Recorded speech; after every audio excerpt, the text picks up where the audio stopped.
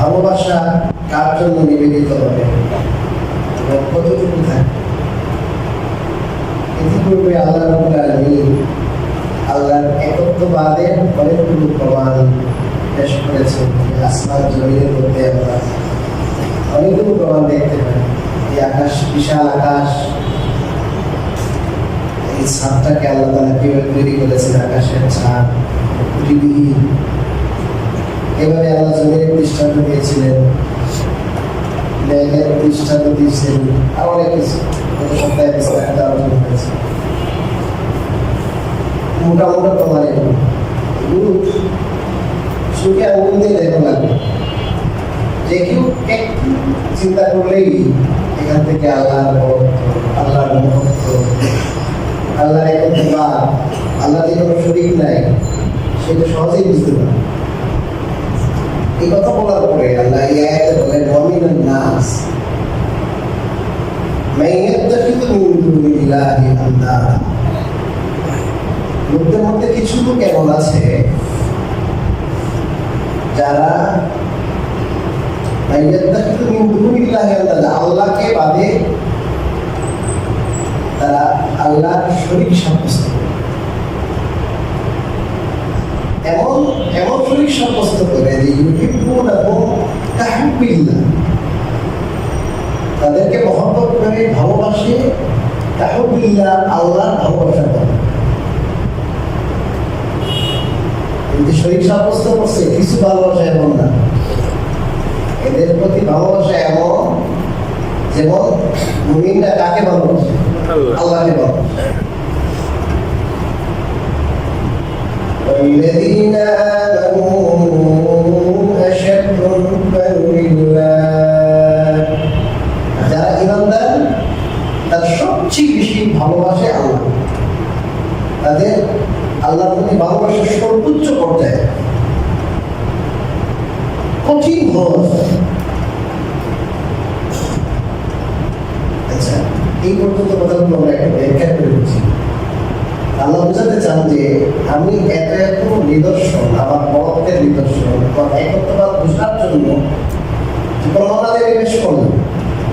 এই মোটা মোটা কথা, বড় বড় নিদর্শন, এগুলো দেখার পরে এবং আমি এগুলো বোঝানোর পর কিছু মানুষ আছে যারা এটা বোঝেন, একদম মোটা কথাও বোঝেন, তারা আল্লাহরে বাদে, আল্লাহ বাদ দিয়ে অন্যান্য শরীর সাব্যস্ত করে আল্লাহ। তার মানে আল্লাহর মহত্ব, আল্লাহর মহত্ব ধারণ করে নাই।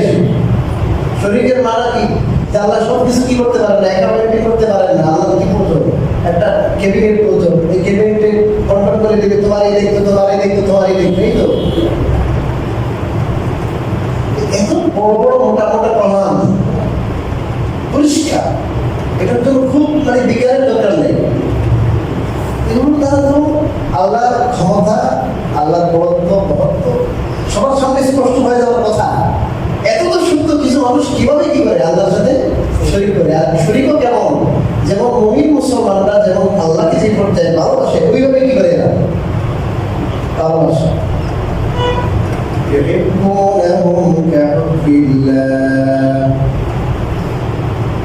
তবে আল্লাহ বলেন আল্লাযীনা আমানু আশাদ্দু হুব্বান লিল্লাহ। তারা তো চায় মুমিন মুসলমান যেমন আল্লাহরে ভালোবাসে ওইভাবে ভালোবাসতে চায়। কিন্তু আল্লাহ বলেন বাস্তবতা হলো যে মুমিন মুসলমান যারা, যাদের অন্তরে ঈমান আছে, এরা সবচেয়ে বেশি ভালোবাসে আল্লাহকে। এদের ভালোবাসার পরিমাণ কত? যে এদের ভালোবাসাটা সবটুকু তারা উজাড় করে আল্লাহকে ভালোবাসে, সর্বোচ্চ পর্যায়ের ভালোবাসা। এদের ভালোবাসা সবটুকু যখন নিবেদন করে ডাকে আল্লাহকে, তাদের এদের ভালোবাসাটা আল্লাহর জন্য বেশি হবে। আর ভালোবাসা একটা মানুষের অন্তরে থেকে, প্রত্যেকের অন্তরে ভালোবাসা আছে। ভালোবাসা খুব চেঞ্জ হবে। একবারে তার একটা রূপ পছন্দ, লাইক করে অনেক ভালোবাসতেছে। আরেকটা আমরা বলি ওনার অন্তরেও ভালোবাসা আছে, ভালোবাসা দিক হল আল্লাহ দিকে। তো যখন ভালোবাসাটা সঠিক দিক না পায়, তখন কিন্তু ভালোবাসা অন্য অপাত্রে ভালোবাসার ব্যবহার হয়। ভালোবাসা একটা জিনিস, পবিত্র জিনিস, ভালোবাসা পবিত্র জিনিস।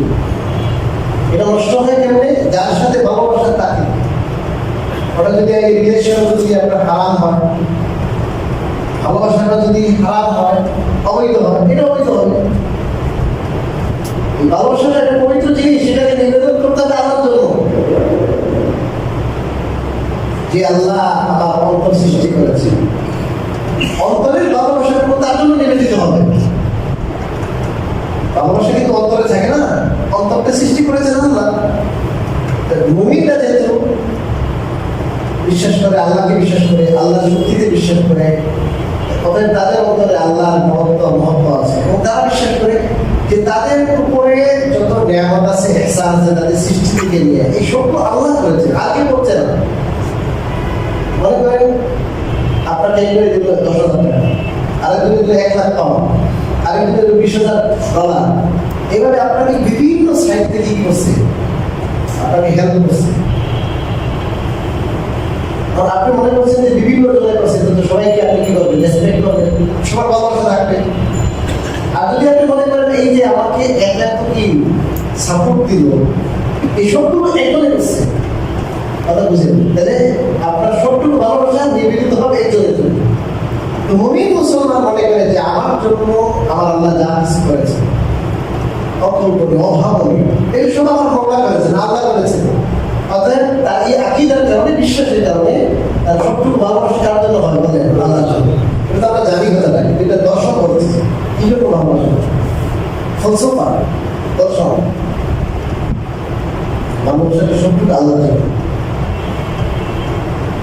আজকে ভালোবাসা একটা ভালো জিনিস ছিল, কিন্তু এই ভালোবাসাটা শব্দটাই মানে অপাত্রে ব্যবহার হতে হতে এমন হয়েছে যে ভালোবাসা বললেই যেন অন্যরকম কিছু চিন্তা করে। পশ্চিম সভ্যতা চুমন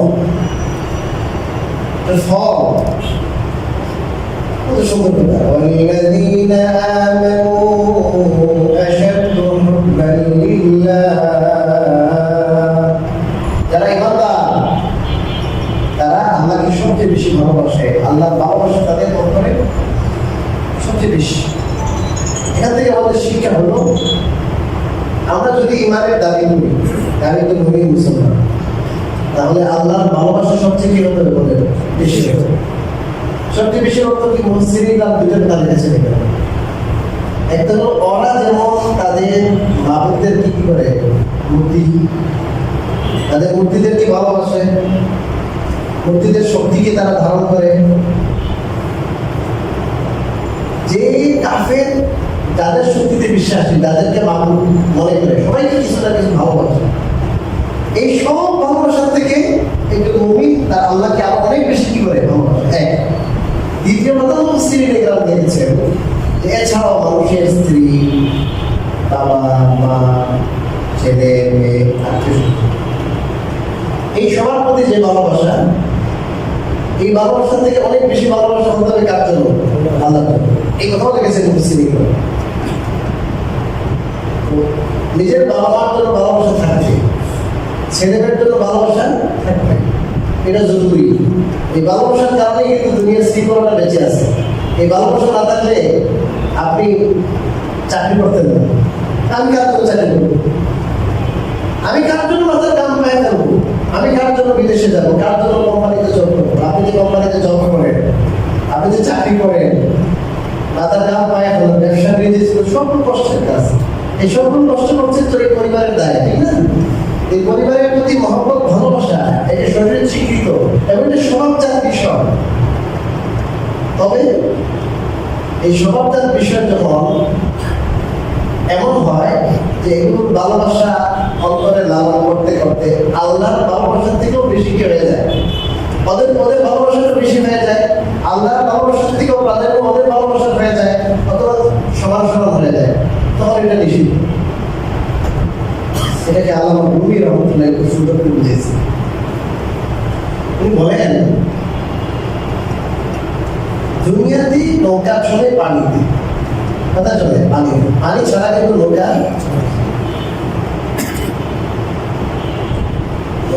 পানির সাথে খাতির আছে, সম্পর্ক আছে, অতপ্রতভাবে জড়িত। কিন্তু খাতির, এই সম্পর্কটা যদি এত বেশি হয়, নৌকার গভীরে, নৌকার ভিতরে যদি জায়গা নিয়ে নেয়, ফুটো হয়ে যায়, এই ফুটোতে কি আসে? পানি আসে। আর এই পানিটা কেউ না ফেলায়, আস্তে আছে আস্তে আস্তে। যে পানি ছাড়া নৌকাটা চলবে না, যে পানি ছাড়া আপনার ইনপুট এক্সপোর্ট হবে না, ওই পানি এত উপকারী পানি, এই পানিটাই অপকারী হয়ে যাবে, ওই পানিটা সমস্ত তরিকে ডুবাই যাবে, ঠিক না? কারণ ওই পানিটাকে সে ভিতরে কি করছে? জায়গা দিয়েছে। ঠিক তদ্রুপভাবে আমার ছেলের মহব্বত, মেয়ের মহব্বত, বাড়ির মহব্বত, বিল ফ্যাক্টরি, চাকরি বাকরি, সব কিছু ভালোবাসা, এটা থাকবে। এটা ছাড়া দুনিয়া চলবে না। কিন্তু এটা হৃদয়ের বাইরে থাকবে, উপরে উপরে এটা। এই ভালোবাসাটা অন্তরের মণিকোটায় থাকবে না। এই ভালোবাসা যখন অন্তরের মণিকোটায় স্থান পাবে, তখন দেখবেন ছেলের জন্য সে সুখ পেতেছে, পরিবারের জন্য, পরিবারের ভবিষ্যতের জন্য সে সুদী কারবারে জড়িত হয়ে গেছে। সে চিন্তা করছে আমার ছেলের একটা কি আছে, ভবিষ্যৎ আছে, আমার মেয়ের একটা কি আছে, ভবিষ্যৎ আছে। সে তখন নামাজের পরোয়া করবে না, হালাল হারামের পরোয়া করবে না, কারণ তার ছেলের মহব্বত আল্লাহ থেকে কি বেশি, আল্লাহ থেকে তার চাকরির মহব্বত বেশি, এই জন্য আল্লাহ থেকে তার বউয়ের মহব্বত বেশি, এই জন্য সে বলছে মসজিদে ফজরে হাজির হতে পারে। আমাদের আল্লাহর মহব্বতটা কি লেভেলের হতে পারে? আপনি বলেন যে ফজরের আযান শোনার পরে আমরা নামাজে আসতে পারি না, এটা আল্লাহর মহব্বত? আরে আল্লাহর মহব্বত তো, আরে যে সাধারণ একটা মানুষের, একটা মেয়ের মহব্বত সারা রাত জাগতেছে, ঘুম নাই, সারা রাত জাগা, ওই রাত কেমনে গেল বুঝতে পারি না।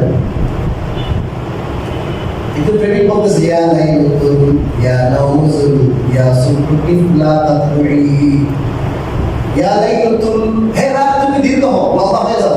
কি রাত? এটা 12 ঘন্টার রাত, তুমি লম্বা হও। ইয়া নাউজুল, আপনার হে ঘুম তুমি চলে যাও, ঘুমের দরকার নেই। ইয়া সুবহুল, হে সকাল তুমি স্থির হয়ে যাও, সূর্য উদিত হয়ে না। তার মানে এই রাত আমার জন্য যেন অনেক বড় হয়ে যায়।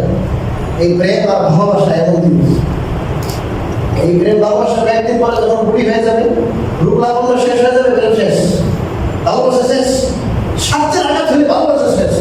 একমাত্র আমাদের ভালোবাসা, যিনি আমাদেরকে নিঃস্বার্থ ভালোবাসেন। পৃথিবীর কোন মানুষ কাউকে নিঃস্বার্থ ভালোবাসে? সব জায়গায় স্বার্থ আছে, স্বার্থ ফেলে সব শেষ ভালোবাসা।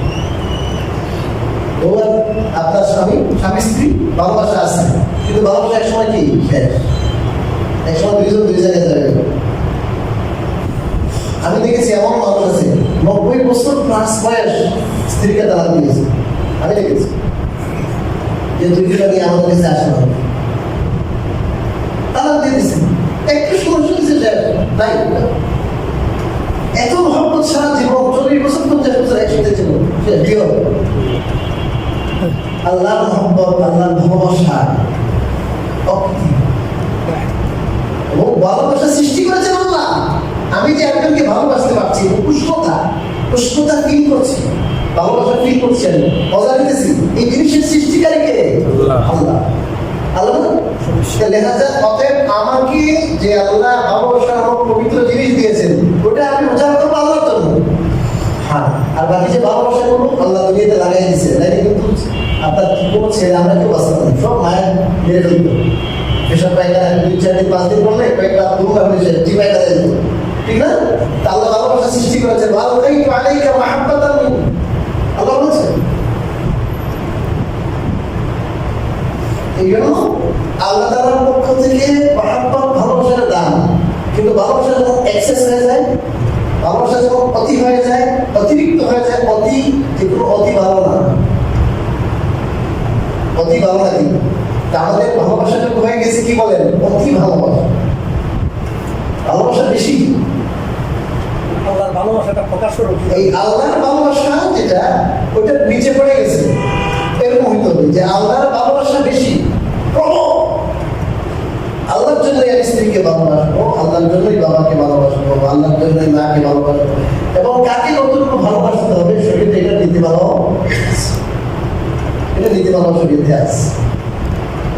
ভালোবাসা মা বাবাকে করা এতটা জরুরি যে মা বাবা যদি কাফের হয়, আল্লাহ বলছেন দুনিয়াতে তাদের সাথে সদ্ব্যবহার করবে। তারা যদি তোমাকে কাফের হতে বাধ্য করে, তাহলে তুমি তাদের অনুসরণ করবে না। তবে ওয়াসাহিবহুমা দুনিয়া মারুফা, দুনিয়াতে তাদের সাথে তুমি ভালো আচরণ করো, সদাচরণ করো, এটা ইসলামের শিক্ষা। আজকে এই আয়াত থেকে আমাদের শিক্ষা হলো যে আমরা যারা আল্লাহর ভালোবাসার দাবিদার, আমরা একটু হিসাব বসে দেখবো যে আসলে কি আল্লাহ যে বললেন যারা ইমানদার, এদের প্রমাণ হলো, ইমানের প্রমাণ হলো যে আল্লাহর ভালোবাসা সবচেয়ে বেশি হবে। আল্লাহর ভালোবাসা বেশি মানে আল্লাহর আনুগত্য বেশি থাকবে, আল্লাহর আনুগত্য বেশি থাকবে। আমি আল্লাহর আনুগত্য নাই, আমি ভালোবাসা কিসের? ভালোবাসার দাবি হলো আনুগত্য, ভালোবাসার সাথে আনুগত্য আসে। ভাই তোমার অনেক ভালোবাসা, ভাই বিদ্যুৎ দোষেছ না, আমার কাজ আছে, কি ভালোবাসছেন? আমি বলে আমার একটা কাজ আছে, বিদ্যুৎ দোষে 10 মিনিট লাগবে, বলে আবার এখানে যেতে পারবো না, কাজ আছে বলেন। আল্লাহর ভালোবাসাটা আসার জন্য কি লাগবে ভাই? এক নম্বর হলো আল্লাহ মহত্ব বরত্ব, এটা অনুধাবন করতে হবে, বেশি বেশি বলব। একটা কথা বলি, বাস্তবতা বলবো, অনেকে হয়তো এখানে আসেন যে এই জিনিসটা আমরা ফিল করি না, বুঝি। এই তৌফিকের ভাইয়ারা জীবন ভর নামাজ পড়ে, মাঝে মাঝে পড়ছে, তাই সবসময় পাঞ্জাবি পায়জামা ভালোবাসে না, টুপি পরে না, সে টুপিকে একটা চিন্তা দিল, এবং টুপি দাড়ি পাঞ্জাবি স্কুল কলেজে ইউনিভার্সিটিতে যাচ্ছে, টিচিং দিচ্ছে, সব সম্পত্তি লেবা আছে, খেলি করবো, কে কি করবো, কোনো টাইম নাই দেয়। কেন আসছে? কে যে আল্লাহ বলতের কথা বারবার বলা হচ্ছে টপিকে, ভাই আল্লাহ খাওয়ায়, আল্লাহ বলে, আল্লাহ সবকিছু, আল্লাহ থেকে সবকিছু পায়। মানে আল্লাহর কথাটা এত আলোচনা হয়েছে, আলোচনার দ্বারা আল্লাহর মহব্বত ওদের জন্মাইছে, আল্লাহর মহব্বত যখন ওদের জন্মাইছে, তখন আল্লাহর পরিচয় আসছে। এখন সে চিন্তা করে মানুষের ভালোবাসা দিয়ে আমি মানুষের একটু সাপোর্ট পাওয়ার জন্য আমি দাঁড়িয়ে সেটি করবো, কেন দাঁড়িয়ে রাখতে পারবো? আমাকে তো আল্লাহ ভাই করলে আল্লাহ রসুলের পথ সাপোর্ট পাই নাই, আল্লাহ রসুলের পথে আমাকে আগে এই তৌফিকের মাধ্যমে হয় কি আল্লাহ পথের অনুধাবনটা, এটা আমি বলবো যারা মানে বিশ্বাস করেন না বা সন্দেহ পোষণ করেন। একটা আরবি প্রবাদ আছে, মাল্লাম ইয়াকুত লাম ইয়াদরি, যে আস্বাদন করে না সে বুঝে না। এখান থেকে বলবেন ভাই মিষ্টি কেমন, আপনি যতই বর্ণনা দেন, যতক্ষণ পর্যন্ত সে মিষ্টি না খাবে ততক্ষণ পর্যন্ত মিষ্টি কেমন সে বুঝবে তা আপনি একটু টেস্ট করেন, যাই আপনার দেখেন মনের মধ্যে কোনো ধরনের আপনার আপত্তি না রেখে একবার খোলা মনে করে যান, কয়েকদিন যাই থাকেন, থাকে দেখেন কেমন লাগে আপনার, কেমন লাগে। এই তবলিগের মাধ্যমে হয় কি, ওই আল্লাহর পথের অনুভূতিতে আসে, অনেকগুলো গোনা সে বাদ দিতে পারে। আমরা অনেক মহিয়ান করিয়া। আচ্ছা, 2 নম্বর হলো বুজুর্গানে দিনের সহবত, যার যে সমস্ত আল্লাহর বান্দাদের অন্তরে আল্লাহ মহব্বত বিরাজ করে। এটা আল্লাহর ভালোবাসা এমন জিনিস যারা অন্তরে ধারণ করে লালন করে, এরা একটা মজা বুঝে। এরা একা থাকে, একটা হাওয়ারে যদি একা চলে তার মনে সে আল্লাহ বিরাজ করতেছে, এত নিষ্ঠতা। এই জিকির করে এক বুজুর্গ বলে, আমি যখন জিকির করি তখন মধু যেমন চাটে ওই সময় যেমন মজা লাগে, আমার ওরকম কি লাগে বলেন না, ওইরকম মজা লাগে, ওইরকম মজা লাগে, আমার স্বাদ লাগে। আজকে আল্লাহর নাম নিতে আমি স্বাদ ফিল করি, অথচ যে আল্লাহ আমাকে বাঁচিয়ে রেখেছে প্রতিটা সেকেন্ড আল্লাহর অনুগ্রহের মোতাবেক, প্রতিটা মুহূর্ত সেই আল্লাহকে আমরা ধারণ করি না, আল্লাহকে লালন করি না, আল্লাহর দিকে আমরা ছুটে যাই। এই জন্য যে সমস্ত আল্লাহর বলি কি আকাশের ফেরেশতারা না, আল্লাহর বলি যারা দুনিয়ায় স্বাভাবিক জীবনযাপন করবে, বিয়ে শাদী বাজার ঘাট সব থাকে, কিন্তু এদের অন্তরটা এমন, এই অন্তরে তারা আল্লাহর মহব্বত লালন করে, আসে আল্লাহর আসে। ওনাদের সোহবতে গেলে, ওনাদের সান্নিধ্যে গেলে তাদের অন্তরে যে একটা তাদের অন্তরে যে গরম আছে, গরম উষ্ণতা আছে, সেই উষ্ণতার ছোঁয়ায় আপনার অন্তরও আল্লাহর দেশ, আল্লাহর ভালোবাসা।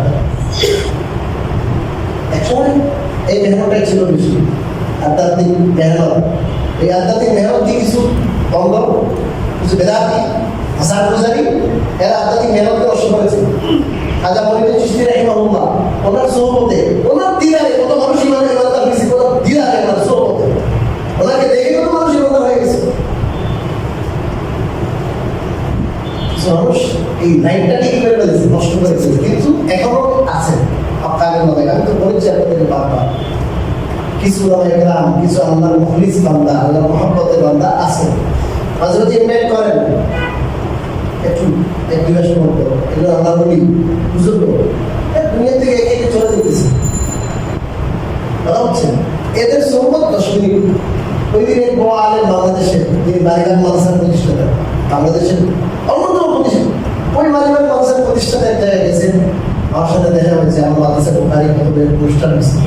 আমার সাথে পরিচয় হয়ে বললেন যে আপনি তো অমুকের জামাই, আরে ওই হুজুর তো একসাথে আমার মালিবাগে আমার এখানে পড়াইছেন, উনি চলে গেছেন এখন দেশে, ওনাকে আনতে আমি গেছিলাম, নৌকা দিয়ে গেছিলাম, ওই সময় রাস্তাঘাট ছিল না, এখন উনি তো চেয়ারে চলে আর কি। যিনি বলতেছেন আমাকে আপনি 10 মিনিটের জন্য ওরা নিয়ে যাবেন, ওনার সব বুড়ো হয়ে এখন চেয়ারে চলে একদম।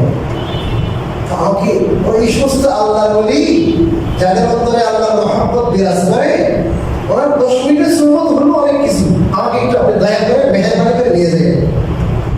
এরা বুঝে সোহবত কি জিনিস, আমি তো বুঝি না, আমি তো দুনিয়ার টাকাই বুঝি, দুনিয়ার লাভ বুঝি। আখিরাতে যখন যাবো, আল্লাহর ভালোবাসা যারা লালন করতেন তাদের অবস্থা যখন দেখবো, আফসোস করবো যে কার ভালোবাসা, কার জন্য এত কিছু করলাম, জীবন দিয়ে দিলাম কার জন্য, বিদেশ পারলাম, এটা করলাম, ওইটা করলাম, ওইটা করলাম, দুনিয়ার জন্য। আর যে আল্লাহ সৃষ্টি করেছেন তার জন্য আমি জীবনের 80 বছরের জীবনের কয়েক বছর কত ভাগ আমি দিয়েছি আল্লাহ, তখন হিসাব। আল্লাহ ব্যস্ত, আল্লাহ ভালোবাসা, এক লাইন হলো দাওয়াতের দিকে মেহনত, আর এক লাইন হলো আপনি আল্লাহ ওয়ালাদের সোহবত। আল্লাহ ওয়ালাদের কি বলেন? সোহবত। আল্লাহ ওয়ালাদের অন্তরে ইশকের যে আগুন জ্বলছে, ওই আগুন আপনাকে স্পর্শ করবে, আপনার অন্তরও কিছু না কিছু আল্লাহর ইশকের আগুন জ্বলবে। এটাই সত্য। এই যে কথাগুলো আমি বলছি, এই কথাগুলো আমি শুধু এলেম থেকে জ্ঞান থেকে বলছি। আলহামদুলিল্লাহ এই কথাগুলো প্র্যাকটিক্যাল প্রমাণ, এগুলো পরে দেখেছি আমরা বছরের পর বছর আল্লাহ ওলিদের সোহবতে কাটানোর পরে আপনাদের কথাগুলো বলছি। দেখুন আল্লাহ ওলিদের সোহবতে গেলে গুনাহ মনে খুব কি আপনার খুশি গেছে, গুনাহ এটা ওইটা 5 মিনিট সোহবতে যাওয়ার পরে দেখবেন আপনার ছুটি মানে এই খেয়ালগুলো কেটে গেছে, বিদায় হয়ে গেছে, অন্তরের মধ্যে আল্লাহ কি এসে গেছে, মহব্বত এসে গেছে, মৃত্যুর ভয় এসে গেছে, আরে কবরে থাকবো আমি, আখেরাতে আমার কি হবে, অবস্থা চেঞ্জ হয়ে গেছে, অবস্থা চেঞ্জ হয়ে গেছে। আমি চেষ্টা করুন আরো শোনাতে আছে, আপনি কোরআন শরীফ নেন, কোরআন শরীফ নিয়ে আল্লাহর মহব্বতের আয়াতগুলো ভাবেন, দেখেন আল্লাহ কেমন, চিন্তা করেন। তা আমি তো সময় দিই না, সময় যখন দিব আল্লাহ মহব্বত আমার অন্তরে আসবে। ওই দিন আসার আগে আগে যেদিন আমার মৃত্যু হবে, প্রকৃতি ইমানদার হতে হবে। প্রকৃতি ইমানদারের যে দলিল আল্লাহ বললেন যে আমার অন্তরে কি থাকতে হবে, আল্লাহর মহব্বত সবচেয়ে কি হতে হবে, বেশি বেশি হতে হবে, গানের হতে হবে, প্রবল হতে হবে। সাধারণ একটা হুকুম আমরা আমি ছেড়ে দিতেছি, ট্রাস করে রসুনতে বলতেছি, একটা গুনাহ, এই গুনাহ যেটা করা একটু ফাইট করতে হবে নফসের সাথে, এই না, নফসের সাথে একটু কি লাগে, ফাইট। তো আমি আমার নফসের সাথে সামান্য ফাইট করতে পারলাম না, আল্লাহ হুকুম কি করে দিলাম, নষ্ট করে দেবে। এটা আল্লাহ কি ভালোবাসা করল, হ্যাঁ, আল্লাহ কি ভালোবাসা পেল যে আমি সাধারণ একটা হুকুম কি করতে পারি না, আইন তো মানতে পারি না, এটা বন্ধুর জন্য, সামান্য দমের জন্য, হ্যাঁ, সামান্য টাকার জন্য, নফসের কিছু খাস পুরো করার জন্য আল্লাহ হুকুমকে জবাই করতেছে। আল্লাহ তো কিছু হয় না, সমস্যা হচ্ছে এটা আমার নিজের। এরপরে আল্লাহ বলেন ওয়ালাউ ইয়ারাল্লাযীনা যালামু ইয ইয়ারাউনা আল-আযাবা আন্নাল কুওয়াতা লিল্লাহি জামিআ। আল্লাহ কি বলছে, আল্লাহ বলেন জালেমরা যদি দেখতো, জালেমরা যদি দেখতো, ইয ইয়ারাউনা আল-আযাবা, তখন তারা আযাব প্রত্যক্ষ করবে। আযাব যখন কি করবে বলেন, প্রত্যক্ষ করবে, তখন যদি তারা দেখতো আল্লাহর কুওয়াতা লিল্লাহি জামিআ, যে সব ক্ষমতা দেখি তো কার জন্য, আল্লাহ। এই আয়াতের উচ্চ ব্যাখ্যা, যে ব্যাখ্যাটা বেশি প্রাধান্য করতো সেটাই আখিরাতে যখন এই মুশরিকরা যারা আল্লাহর সাথে শরীক করতো, তাদেরকে ভালোবাসতো, এরা যখন আখিরাতে হাজির হবে না, হাজির হওয়ার পরে দেখবে আরে কই আমরা তো সব ঢুকে আসছিলাম, সত্যি আমরা বিভক্ত মনে করতাম, এটা ওইটা ওইটা ওইটা অনেক শক্তি, সবাইকে কি করতাম, রেসপেক্ট করতাম, সবাইকে কি করতাম, পূজা করতাম। এই তো বলবে না রে এগুলো তো সব বিদা, ফাও, এগুলো সব সব ফাও, এর কিছু না, এগুলো সব ক্ষমতা তো দেখি কার, আল্লাহ। আর আল্লাহ রাব্বুল আলামিন এই যে আপনার মহব্বতের অপব্যবহার হয়েছে, ওদেরকে এই শক্তির আধার মনে করেছে, এই জন্য আল্লাহ কি দিচ্ছেন, আযাব সামনে আসবে। আযাব সামনে আসবে না কি জন্য, যে ওদের কি করছে, বাবু মনে করছে, ওদেরকে ভালোবাসছে, ভালোবাসা দরকার ছিল আল্লাহকে, ভালোবাসার আপনার অন্যায় ব্যবহার হয়েছে, তখন দেখবে যে শাস্তির সম্মুখীন তারা, তখন তো দেখবে সব ক্ষমতা দিকে তো কার, আল্লাহ। وأن الله شديد العذاب, আল্লাহ শদীদুল আযাব, কঠিন আযাব। إذ تبرأ الذين اتبعوا من الذين اتبعوا ورأوا العذاب وتقطعت بهم الأسباب. এই আয়াতের তর্জমা করে তারপরে তাফসীর করে এরপরে আরেক আয়াত আছে, মোটামুটি সাতটা বলতেছি। আল্লাহ রাব্বুল আলামিন বলেন ওই কিয়ামতের দিন যখন অনুসরণীয় যারা, যাদের অনুসরণ করা হয়েছিল, এই যে আপনার বিভিন্ন মূর্তি, বিভিন্ন লোক হতে পারে, লোকের অনুসরণ করা হতো আল্লাহর বাদ দিয়া, বিভিন্ন মূর্তি, বিভিন্ন মুশরিকরা যাদের পূজা করে, এদেরকে আল্লাহ ক্ষমতা দিবেন। এরা নিজেরাই বলবে তোদের থেকে আমরা বিচ্ছিন্ন, এগুলোকে আমাদের কোনো সম্পর্ক নাই, সম্পর্ক ছেদ, সম্পর্কহীনতার কি করে ঘোষণা দিলেন। আরে সারাটা জীবন তোদের জন্য এগুলো করলাম, তোদের দ্বারা আমরা ওলামাদের বিরুদ্ধে কথা বললাম, মাদ্রাসা মসজিদের বিরুদ্ধে, কোরআন হাদিসের বিরুদ্ধে কত কথা বললাম, তোদের পক্ষে কথা বললাম, এখন ওরাই বলছে তোদের সাথে আমরা নাই। সম্পর্কহীনতা কি দিবে বলেন, ঘোষণা দিবে কারা, অনুসরণীয় যারা অনুসৃত, এরা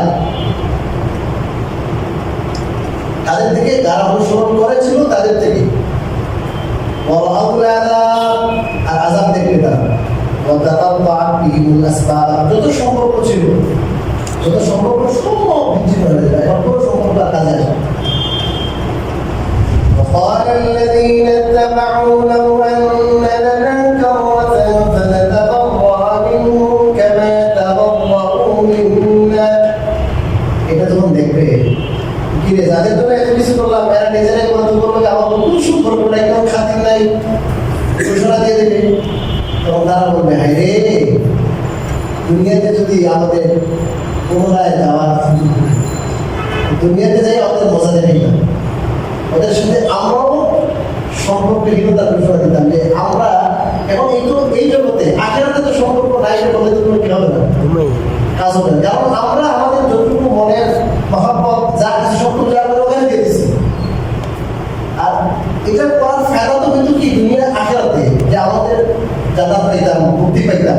এখন তো ফলাফলের সময়, এখন তো ফলাফল কিছু পাইলাম না, ফলাফল হঠাৎ করে নাই হয়ে গেছে।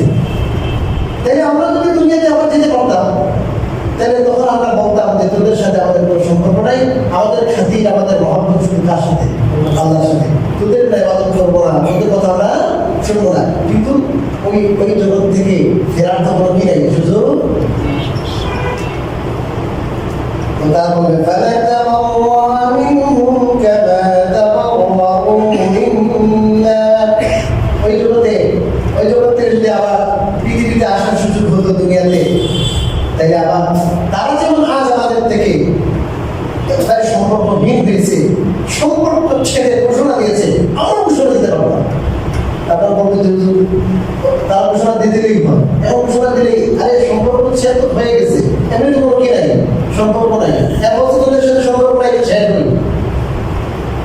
ওরা যদি বলে আমাদের কোনো সম্পর্ক নাই, কোনো লাভ তো নাই। সম্পর্কের ফায়দাটা কি? ফায়দাটা হলো না যা, ফায়দাটা হলো জান্নাত। সব ফায়দা হলো কোনো একটা সমস্যা হলে সমস্যা কি করবে, দূর করবে। তাহলে সম্পর্ক ছেড়ে ফায়দা হলো কোথায়? দুনিয়া গেলে।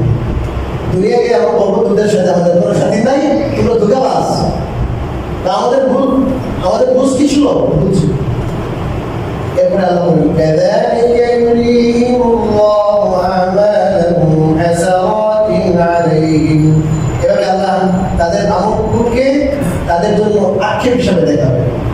অর্থাৎ তাদের যে মূর্তি পূজা, তাদের যে আপনার আল্লাহর হুকুম বাদ দিয়া বিভিন্ন জনের দাসত্ব যেটা, এটাকে আল্লাহ তাআলা পেশ করবেন আখিরাতে, যাতে করে তারা কি করে আক্ষেপ করে, হায় রে কেন পূজা করলাম, হায় কোরআন সুন্নাহর বাইরে গিয়া অন্য মানুষের সমাজের বিভিন্ন দল নেতা খেতা এগুলোর কথা ভাবলাম কেন, বারবার শুধু কি করতে থাকবে, আফসোস করতে থাকবে। وما هم بخارجين من النار। আর তারা কখনো জাহান্নাম থেকে বের হতে পারবে না, আগুন থেকে বের হতে, আগুনে থাকবে আর আগুনে যত পড়বে আর শুধু বলবে হ্যাঁ কেন দুনিয়াতে এগুলো করলাম, কেন দুনিয়াতে ওদের কথা মানলাম, কেন দুনিয়াতে ওদের পূজা করলাম। এখন আল্লাহ দুনিয়াতে থাকতেই আখিরাতে কি হবে, কি আফসোসের ঘটনা ঘটবে, কিরকম চাইবে যে যদি আমরা দুনিয়াতে যেতে পারতাম তাহলে সম্পর্ক ছেড়ে এটা ঘোষণা দিতাম। এখন আল্লাহ অগ্রিম বলার দ্বারা উদ্দেশ্য হলো ওই সময় তোমরা এটা ভাববে, ওই সময় তোমরা এটা বলবে, ওই সময় তোমরা ফায়দা হবে না। এই জন্য আমি এখনই ভবিষ্যতে কি ঘটনা ঘটবে এটা জানিয়ে দিলাম, যাতে করে এখন সুযোগ তোমাদের হাতে আছে। অতএব তোমরা যারা অন্যের পূজা করো, তোমরা যারা আল্লাহ বাদ দিয়া, কোরআন সুন্নাহ বাদ দিয়া তোমরা অন্যের অনুসরণ আছো, কোরআন সুন্নাহ বাদ দিয়া অন্যের অনুসরণে আছো, অন্যকে মাহবুব মনে করো, অন্যের গোলামিতে আছো, এই সব সম্পর্ক বাদ দিয়া কার গোলামিতে লাগো, আল্লাহর গোলামিতে লাগো। তবে এখন তোমাদের এই সুযোগটা হাতে আছে, পরে সুযোগটা হাতে থাকলে শুধু আফসোস থাকবে। আল্লাহ রাব্বুল আলামিন আমাদেরকে প্রকৃত অর্থে আল্লাহ তাআলার ভালোবাসা লালন করার সুযোগ দান করুন।